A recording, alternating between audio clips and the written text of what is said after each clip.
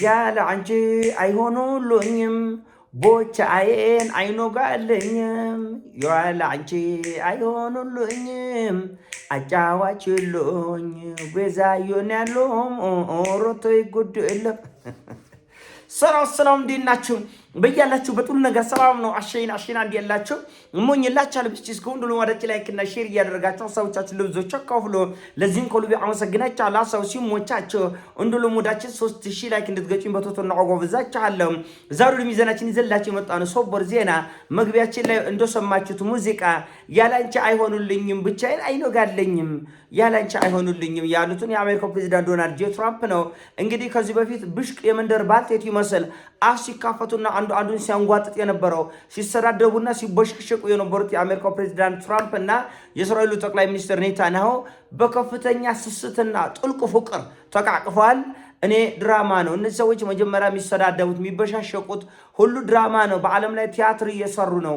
በድሆች ደምና እንባ በስደትና በመፈናቀል ላይ ቲያትር እየሰሩ ነው፣ እያላጎጡ ነው ብዬ 1000 ጊዜ የተናገርኩት ለዚህ ነው። ከመጋረጃው ጀርባ እነሱ ፍቅር ናቸው።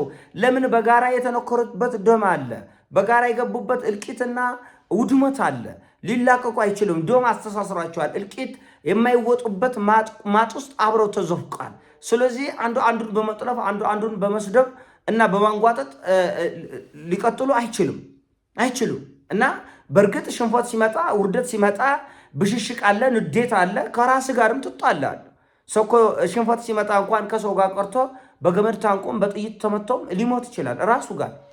ከራሱ ጋርም ሰው ይጣላል። በጥይት ራሱን ያፈነዳ ይችላል። እና ይሄ መታወቅ መቻል አለበት። ሽንፈት እየመጣ ሲሄድ የነበረው ፍቅር እየቀዘቀዘ እየደወዘዘ ይመጣል።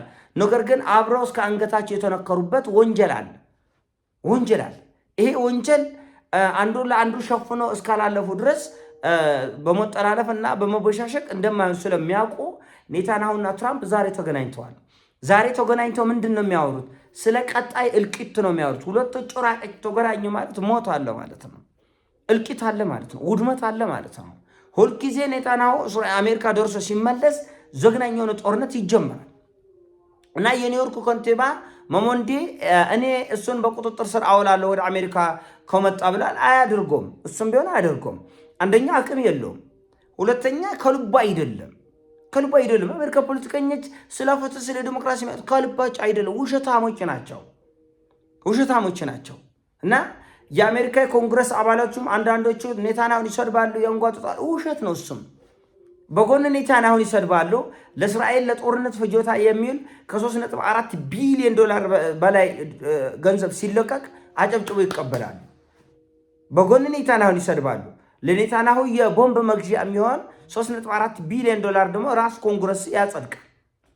እና እንኳን የዓለም አቀፉ ፍርድ ቤት ኔታንያሁ ሊይዘው ቀርቶ የገንዛ በእስራኤል ምድር ላይ የተከሰሰው ሰውዬ እኮ በትራምፕ ምክንያት ክሱ እንዲዘገይ ተደርጓል።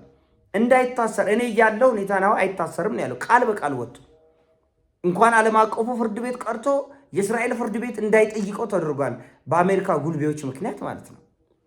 በአሜሪካ ጉልቤዎች ምክንያት ኔታንያሁ በዓለም አቀፍ ሕግም ከሀገሩ ሕግም በላይ ሆነ፣ ከሕግ በላይ ሆኗል። ሰውየው ምንም አይጠይቁ። እስከ አንገታቸው የተነከሩበት የጋራ ወንጀል አለ። ጋዛ ስትጨፈጨፍ 2600 መርከብ ሙሉ መሳሪያ ከአውሮፓና ከአሜሪካ ወደ እስራኤል ተጓጉዟል። ይህን ሲኤንኤን ዘግቧል። ይህን ኒውዮርክ ታይምስ ዘግቧል። ከ2600 በላይ መርከቦች መሳሪያ ይዘው ሄደዋል ወደዛ እና ቲያትር ነው ለመስራት እየሞከሩት ያለ። ማን ያምናል? አሁን ራሽያና ቻይናና ኢራንና ሰሜን ኮሪያ አሁን የነሱን ድራማ ሰው ያምናል? እንዴ አያምንም።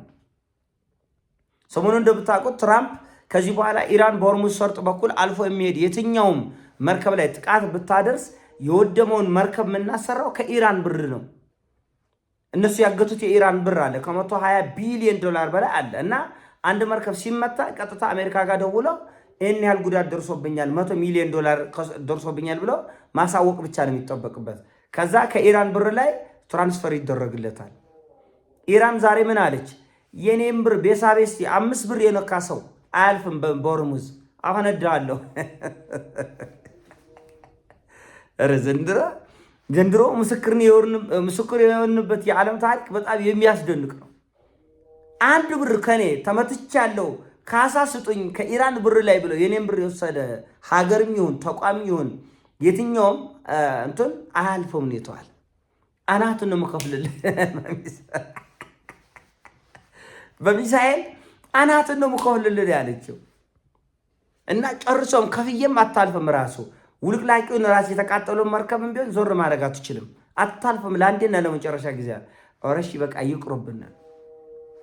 እንደውም አሁን እየወጡ ባሉ መረጃዎች እኮ የባህረ ሰላጤ ሀገሮችም ይሁን በቃ ለኢራን የሚከፈለውን እየከፈልን እንለፍ እያሉ ነው አሉ። መረጃው የበለጠ መጣራት ስለሚፈልግ ብዬ ነው እንጂ ኢራን ሁልሽም ከፍለሽ ታልፊያለሽ የተባለውን አውሮፓ ተስማምቶ ነበር። ታስታውሱ እንደሆነ አውሮፓ ህብረት ከፍለንም ቢሆን በሰላም እንለፍ በቃ ግርግርን አቁሙልን ብሎ ነበር አውሮፓ ህብረት። አሁን ዛሬ ደግሞ የባህረ ሰላጤ ሀገሮች በቃ እንክፈልሽ በፈቃደኝነት በፈቃደኝነት አያስፈልግም፣ በኩርኩም ነው የምትከፍለው። አናት ተብለ ነው የምትከፍለው። ተቀጥቅጠ እንደባብ ጭንቅላት ተቆጥቅጠ ትከፍላለህ በፈቃደ ቮለንተሪ። እኛ በቃ ለኢራን እንከፈላለን ትጠቀም በቃ ኢራን እያሉ ነው አሉ። ይሄ እኮ ግድ ነው ብያቸዋለሁ እኔ ግድ ነው። ኢራን ሳታሸንፍ ዓለም ሰላም አያገኝም 4 ነጥብ ብያለሁ። ስለዚህ እንኳን የኔን ብር ልትነኩ የኔን ብር 2 ብር አትነካም ከኔ ገንዘብ ላይ። አስቡት እንግዲህ ያንተን ብር አግተው ዘርፈው ነጥቀው ለፈለግ ነው ለከሌ እንሰጣለን አንተ ብላ የራሽያን ገንዘብ እኮ እንደዛ ነው ለማድረግ እየተሞከረ ያለ። ራሽያ በመላ ዓለም ያላት በ100 ቢሊዮን ዶላሮች በአውሮፓኖችና በአሜሪካ ታግቶ ነው ያለ በአውሮፓኖችና በአሜሪካ። ስለዚህ እነሱ በደበራቸው ቁጥር የራሽያ ገንዘብ እየተነጠቀ ከአካውንቷ ላይ እየተነጠቀ ለፈለጉት ሰው ትራንስፈር ያደርጋል። ያ የፈለገው ሰው ይፈነጭበታል ማለት ነው በራሽያ ገንዘብ። እንደዛ ነው የሚያደርጉት።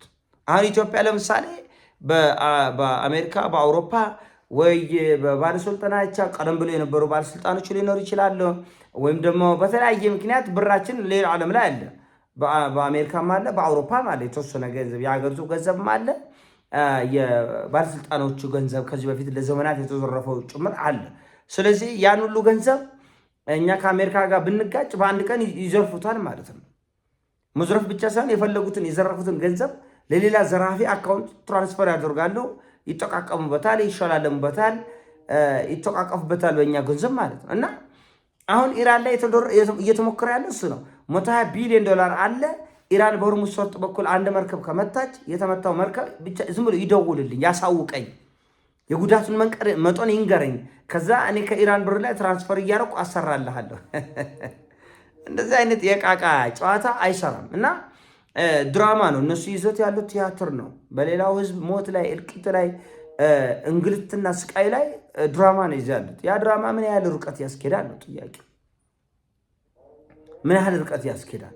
ይሄን ማሰላሰልና ተገቢውን እርምጃ መውሰድ የሚገባ ይመስለኛል ፐርሰናሊ። እና በእርግጥም ኢራኖቹ ጥሩ እርምጃ እየወሰዱ ነው። ምድራችን ላይ ታይቶ የማይታወቅ ሚሳኤሎችን በማዝነብ እየወገሩ ነው ያሉት። እየወገሩ ባህረ ሰላጤ ሀገሮች ዛሬ በቃ እንሰጣለን የምትፈልገው ገንዘብ ኢራን ሰተን ሰላም ይውረድ እያሉ ነው። ኢራን ግን በዚህ ብቻ የምትመለስ አይደለም። አሜሪካኖችም በዚህ የሚመለስ አይደለም። የቆረች ጥቂት ሚሳኤሎቹ በመጠቀም ለአንዴና ለመጨረሻ ጊዜ ተስፋ ላለመቁረጥ ሌላ ዙር ጥቃት ይሰነዝራሉ በኢራን ላይ ብዬ አስባለሁ።